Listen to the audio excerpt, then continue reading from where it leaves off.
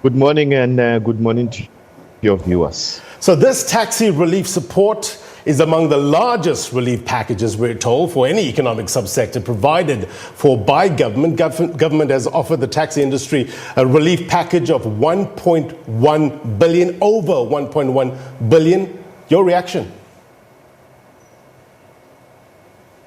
Look, the minister has, I must indicate, put us rather in a precarious situation, in the sense that it was our understanding that in the last meeting that we had with him, both parties were still to consult in terms of report back and so on.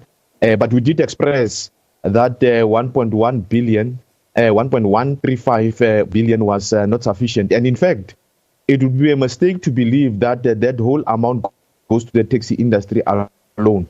You must firstly subtract money that will be allocated to the meter taxis, e-hailing, as well as long distance operation, the balance of which would go to the taxi industry, which is why it is even concerning to believe that it will be 5,000 rand per taxi, because as far as we did our calculations, that amount goes far less. So that 5, or as the minister puts it, which we believe is quite less, when you take it to the owner in terms of per permit,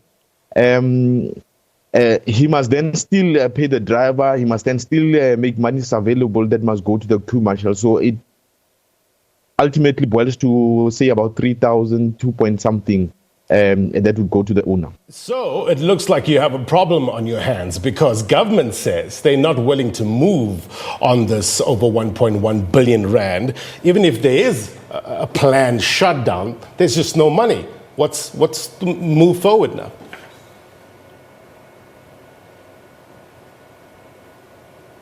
Thabiso, you still with us?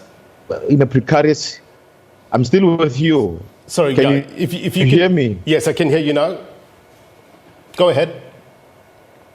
Yes, I'm saying, and this is why we are saying government is putting us in a precarious position, because we were still to consult our constituency and report and so on. But I must indicate that we should have also, further than this, been given an opportunity to make proposals to government as to how can we best deal with the matter to compensate for the money that government says is not able to, put in on top of the 1.1 billion rand that it has already offered.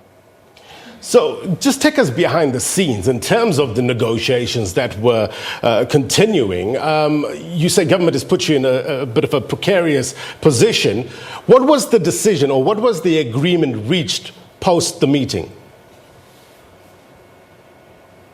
Look, the agreement reached here, and the government understands this completely, is that the industry still has to go to report to its constituency and be able to, seek some alternatives to how best we can deal with the matter.